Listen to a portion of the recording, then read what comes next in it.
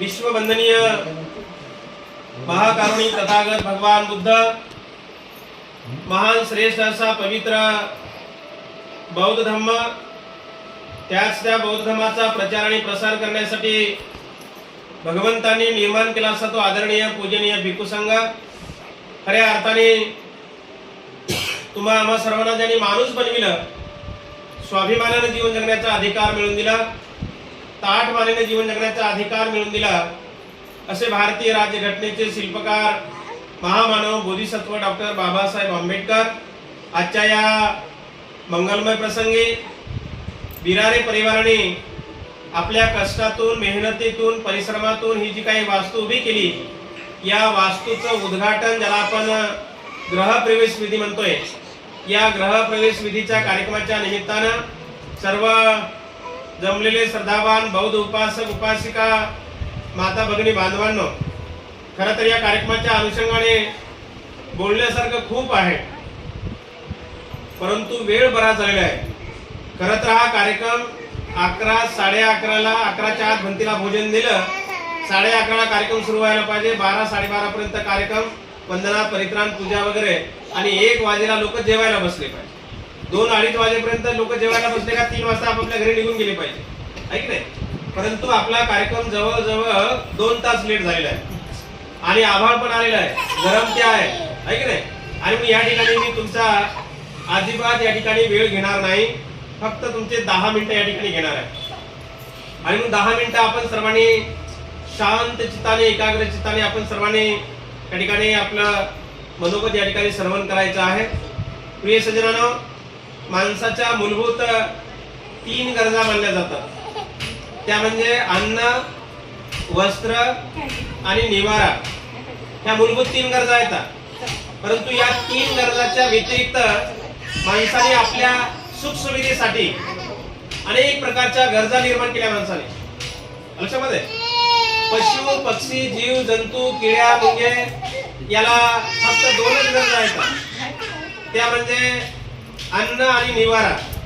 ऐकले, मानवच प्राणी असा आहे की त्याला 3 गरजा आहेत. बाकी टोटल आकाशामध्ये उडणारे पक्षी असतील, जमिनीवर चालणारे पशु पक्षी जीव जंतू असतील, किड्या मुंगे असतील, आकाशामध्ये पाण्यामध्ये राहणारे जीवजंतू असतील, जमिनीमध्ये राहणारे जीवजंतू असतील, यांना मात्र 2च गरजा आहेत. त्या 2 गरजा कोणत्या? अन्न आणि निवारा. माणसाला वस्त्र आहे, त्या 3 गरजा आहेत. लक्षामध्ये, जगण्यासाठी अन्न लागते म्हणून माणसाला अन्नाची गरज आहे, इज्जत राखण्यासाठी वस्त्राची गरज आहे म्हणून वस्त्राची गरज आहे, आणि थंडी ऊन वारा वादळ अनेक प्रकारच्या संकटापासून बचाव व्हावा म्हणून निवाऱ्याची नितांत गरज आहे. आणि या गरजापैकी एक गरज बिरारे परिवाराने आपल्या कष्टातून, मेहनतीतून, परिश्रमातून ही जी काही वास्तू उभी केली, या वास्तूचं उद्घाटन आज बौद्ध धर्माच्या विनयाला अनुसरून एका बौद्ध भिक्खूंच्या हस्ते, बौद्ध भिक्खूंना या ठिकाणी निमंत्रित करून, बौद्ध भिक्खूंना या ठिकाणी भोजन दान देऊन, बौद्ध भिक्खूंना या ठिकाणी अष्टपरिष्कार, फलदान, आर्थिक दान देऊन या ठिकाणी या कार्यक्रमाचं आज भंतींच्या हस्ते या ठिकाणी कार्यक्रम या ठिकाणी होत आहे. आणि म्हणून आपण या गोष्टी आपण बारकाईनं समजून घेणं अत्यंत महत्वाचं आहे. प्रिय सज्जनांनो, या कार्यक्रमाला काही लोक वास्तुशांती म्हणतात, काही लोक घरभरणी म्हणतात. यांनी पत्रिकेवर काय लिहिलं हे मला माहित नाही. वास्तुशांती लिहिलं का गृहप्रवेश विधी म्हणून लिहिलं का घरभरणी म्हणून लिहिलं, किंवा तुम्ही काय म्हणून आलात, तुम्ही वास्तुशांती म्हणून आलात, गृहप्रवेश विधी म्हणून आलात का घरभरणी म्हणून आलात, आहे की नाही. तुम्ही तयारी करून सकाळी आपल्या गल्लीतून निघाला असतात, बाई कुठे चालल्या होता, आमच्या पाहुण्याकडे आम्ही घरभरणी चालू म्हणले असते, किंवा वास्तुशांती निघालो असं म्हणत असते की नाही. ते बघा, पत्रिकेवर गृहप्रवेश विधी लिहिलेला आहे. आणि हे आम्हाला बारीक सारी गोष्टी माहीत असणं अत्यंत महत्वाचं आहे. आम्ही बौद्ध म्हणतो ना, बौद्ध म्हणून घेतो ना, आम्ही जैवी म्हणतो ना, तर जैवी म्हणून घेत असताना, बौद्ध म्हणून घेत असताना आम्हाला ह्या बारीक सारी गोष्टी माहिती असणं अत्यंत महत्वाचं आहे. केवळ घरावर निळा झेंडा लावला म्हणजे बुद्ध नाही येऊ शकत.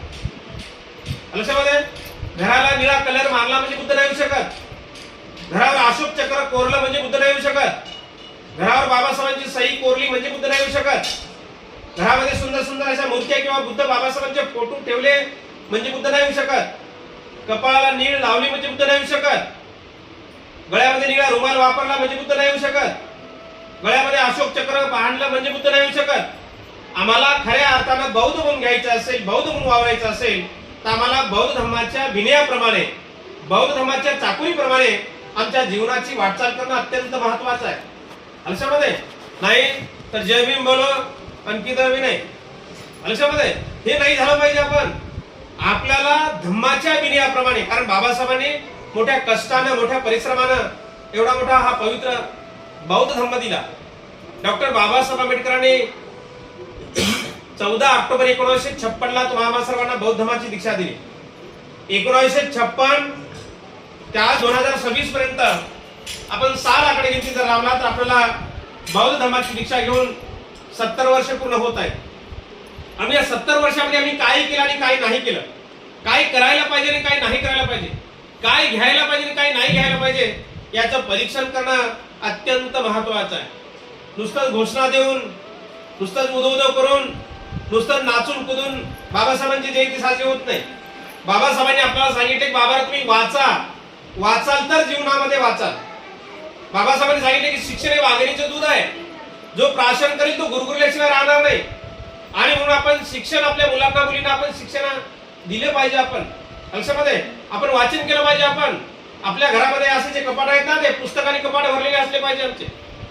आमच्या घरामध्ये 3-3 कपाटे नुसते साड्या आणि कपड्याने भरलेले आहेत.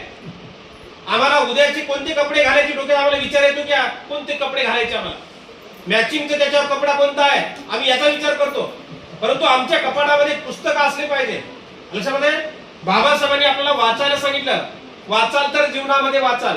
आम्ही वाचणं बिलकुल बंद केलं, फक्त नाचणं सुरू केलेलं आहे. वाढदिवस असेल तर नाचल्याशिवाय आमचा कार्यक्रम होत नाही, आहे की नाही. लग्न असेल तर आमचं नाचल्याशिवाय आमचं लग्नविधी होत नाही. जयंती असेल तर आमचं नाचल्याशिवाय जयंती साजरी होत नाही. आमचं 11:30चं 12चं लग्न लागते किती वाजता? 5:30 वाजता लग्न लागते. पण 11:30 12चं लग्न 5:30 ला लागते म्हटले 4 तास 5 तास आम्ही कुठे घालवतो? आम्ही नाचण्यामध्ये घालवतो आम्ही. आणि त्याच लग्नविधीला काय एखादे भंतीजी आले किंवा एखादा बौद्धाचार्य आला तर 2-4 जण लोकच हळूमध्ये कानामध्ये येऊन सांगतात भंतीची विधी शॉर्टकट घ्या. म्हणजे विधीला आम्ही अर्धा तास द्यायला वेळ नाही, 10 मिनिटं वेळ द्यायला वेळ नाही. नाचायला मात्र आम्ही 5-5 तास आम्ही नाचायला लागलो. बाबासाहेबांच्या जयंतीमध्ये आम्ही रात्र नाचू लागलो. आम्ही डीजे शिवाय आमचा एकही कार्यक्रम होईना झाला आमचा. लक्षामध्ये. आणि म्हणून आम्ही आमच्या मुलांना नाचण्याच्या ऐवजी वाचणं शिकवलं पाहिजे. तर खऱ्या अर्थानं बाबासाहेबांचे अनुयायी होऊ शकतो आम्ही.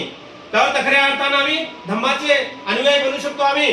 नाही तर नुसते बौद्ध म्हणण्याला काही अर्थ नाही. लक्षामध्ये.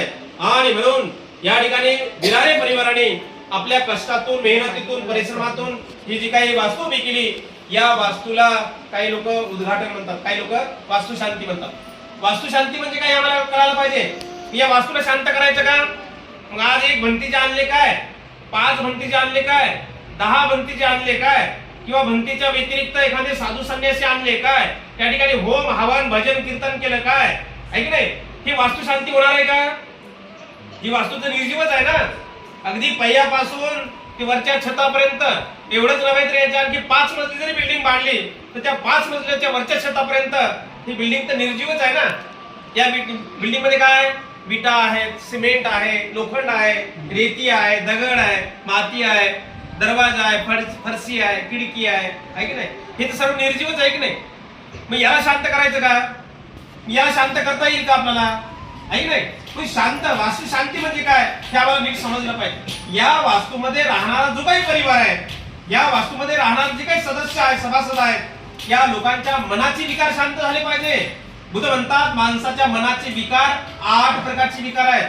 जसं की राग, द्वेष, लोभ, मोह, आळस, वितर्क विचार, द्वेष बुद्धी आणि संशय. हे 8 प्रकारचे विकार ज्या माणसाकडे आहेत, लक्षामध्ये ज्या माणसाकडे आहेत, तो मनुष्य आपल्या जीवनामध्ये कुठल्याही प्रकारची प्रगती करू शकत नाही. लक्षामध्ये हे 8 प्रकारचे विकार ज्या माणसाकडे आहेत त्या माणसाला कुठल्याही प्रकारचे समाजामध्ये, नातेवाईकामध्ये, रिश्तेदारामध्ये, घरादारामध्ये मान सन्मान मिळत नाही.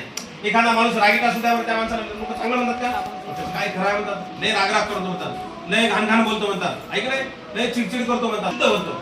आणि ज्या माणसाच्या मनाचे विकार शांत झाले तो माणूस सुखानं जीवन जगू शकतो. आयुष्यामध्ये सुखानं जीवन जगण्याची ही कला आहे, आनंदानं प्रफुल्लित जीवन जगण्याची ही कला आहे.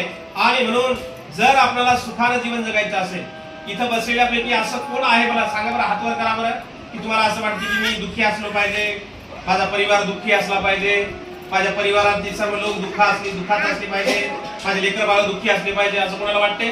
प्रत्येकाला वाटते की मी सुखी असलो पाहिजे, माझा परिवार सुखी असला पाहिजे, माझे लेकर बाळ सुखी असले पाहिजे, असं प्रत्येकाला वाटते. पण सुख पाहिजे, मग सुखाचा मार्ग तर आम्हाला माहित पाहिजे की नाही? ऐक नाही, तुम्हाला औरंगाबादला पोहोचायचं आहे आणि तुम्ही मला भंतीजीला विचारले की आम्हाला भंतीजी औरंगाबादला मार्ग सांगा, आम्हाला मार्ग पोहोचायचा कसं जायचं. तुम्हाला सांगितलं की या घराच्या बाहेर निघाल्यानंतर या रोडला लागल्यानंतर बाबा हा केरळा फाटा लागते तिथं, त्या केरळा फाट्यावर गेल्यानंतर उजव्या हाताला वळायचं, उजव्या हाताला वळालं म्हणजे तुम्हाला औरंगाबादला पोहोचता येईल. ऐक नाही, मला सांगितलं, तुम्ही ऐकलं, बरोबर सर्व काही केलं आणि इथून जसं सांगितलं तसं केलं, त्या फाट्यावर गेला आणि फाट्यावर गेल्यानंतर तुम्ही थोडीशी गफलत केली. काय गफलत केली? तुम्हाला तिथं काय सांगितलं? उजव्या हाताला वळायचं, तर थोडीशी गफलत केली, तुम्ही डाव्या हाताला वळाले. मला सांगा, तुम्ही डाव्या हाताला वळाल्यावर तुम्ही औरंगाबादला पोहोचाल का? इकडे तुम्ही कुठे पोहोचाल? सिल्लोडला पोहोचाल, सिल्लोडच्या पुढे गोळेगावला पोहोचाल, गोळेगावच्या पुढे अजिंठ्याला पोहोचाल, अजिंठ्याच्या पुढे फरदापूरला पोहोचाल, फरदापूरच्या पुढे धुळे 40गाव ऐक नाही, तिकडे कुठं ऐक नाही, जळगावला पोहोचाल, भुसावळला पोहोचाल, ऐक नाही, तिकडे एमपी मधून बिहार मधून तिकडे नेपाळ मध्ये, इकडे आयुष्यभर भटकाल, आयुष्यभर. परंतु आपण औरंगाबादला पोहोचू का? नाही. नेमकी आमची अशीच गफलत होऊ लागली, आम्हाला सुख पाहिजे, आम्ही समाधानी पाहिजे, पण सुखाचा मार्गच आम्ही शोधायला तयार नाही, नाही.